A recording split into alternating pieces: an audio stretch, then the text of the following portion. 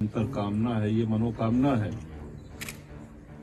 कि जिस तरह से मेवाड़ की धरती और हम सब के, महाराणा प्रताप सिर्फ राजस्थान के नहीं थे, सिर्फ चित्तौड़ के नहीं, सिर्फ मेवाड़ के नहीं थे, भारत के कोने कोने में उनके चरित्र के विषय में, उनका नाम स्मरण करके, उनके विषय में चिंतन करके हम सभी लोगों का सीना चौड़ा होता है। महाराणा के विषय में अभी आज बांसवाड़ा में बोलने का सौभाग्य प्राप्त हुआ, तो सबसे भावुक रचना हमारे यहाँ के कवि आदरणीय श्री श्याम नारायण पांडे जी, हल्दी घाटी उन्होंने लिखी, जौहर लिखा, और अंत समय तक वो जब भी पाठ करते थे तो इतना भावुक हो जाते थे कि वो रोने लगते थे। एक समय ऐसा आया था कि महाराणा की बेटी भूख से बिलबिला करके रोने लगी।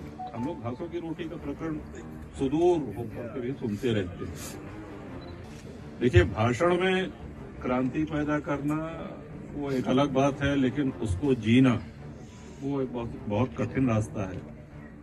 महाराणा का भी हृदय हिल गया था। उस समय की पंक्तियों में श्याम नारायण जी लिखते हैं कि सहने की सीमा होती सह सका न पीड़ा अंतर, हाँ संधि पत्र लिखने को वो बैठ गया आसन पर। उस सन्नाटे में बच्चों ने माँ माँ कह कह कर रोया, लघु शिशु विलाप सुन सुन कर धीरज ने धीरज खोया। कह सावधान रानी ने राणा का थाम लिया कर, बोली अधीर पति से वह कागज मसीपत्र छिपाकर कि अगर यही करना था, समर्पण ही करना था, समझौता ही करना था, तो चेतक जैसा अश्व क्यों गंवाया, झाला जैसा सेनापति क्यों गंवाया। और देखो आसमान की तरफ सब तुमको धिक्कार रहे हैं, असीमांग रही कन्या भी तू आंसू ढार रहा है। और रानी ने उसके बाद जो महाराणा जो श्याम नारायण पांडे जी की कलम चली है कि तू भारत का गौरव है, तू जननी सेवारत है, सच कोई मुझसे पूछे तो तू ही तू भारत है, तू प्राण सनातन का है, तू जननी का रक्षक, तू सतियों का अंचल है। यदि तू ही कायर बनकर बैरी से संधि करेगा, तो कौन भला भारत का बोझा माथे पर लेगा। जीवन जीने के दो तरीके होते हैं, एक सुविधा भोगी, एक क्रांति का मार्ग। हम सब के आदर्श महाराणा ने उस क्रांति के मार्ग को चुना। और आप ये भी जानते हैं, राजस्थान के इतिहास की हमसे बहुत बेहतर जानकारी आप लोगों की है। बहुत सी रियासतें थी जिनको किसकी ओर से लड़ना चाहिए था और किसकी ओर से लड़ रहे थे, इसमें बहुत विस्तार में जाने की आवश्यकता नहीं है। सही फरमाया हुक्म। लेकिन आप ये दुर्भाग्य देखिए कि कितनी रियासतें महाराणा के खिलाफ आक्रांताओं के साथ खड़ी होकर के और अपने ही देश में, अपने ही प्रदेश में, अपने ही सभ्यता के साथ तांडव मचा रही थी। तो ये दुर्भाग्य उन्होंने झेला है। हमारी शुभेच्छा है महाराज कुमार जी को भी, आप सभी लोगों को भी, कि मेवाड़ अपना खोया हुआ गौरव प्राप्त करे। जय मेवाड़। महाराज कुमार की जय। बोलो एकलिंगा नाथ की जय। पूर्वजों का तो चाहे देखिए, चाहे आप बप्पा रावल को ले लें, चाहे वीर दुर्गादास राठौर को ले लें, जितनी गिनतियों के बहुत लंबी महापुरुषों की फहरिस्त है। अतीत गौरवशाली है, इसमें कोई दो राय नहीं, लेकिन वर्तमान सशक्त और गौरवशाली बनाना ये आप लोगों के हाथ में। बोलो महाराज कुमार मेवाड़ की जय। और आज लड़ाई भी काफी बदल गई है। आज तोप तलवार की लड़ाई नहीं रह गई। आज आप लोगों को घास की रोटी खाने की आवश्यकता नहीं पड़ेगी। आज आपको घास की रोटी खाने की आवश्यकता नहीं पड़ेगी।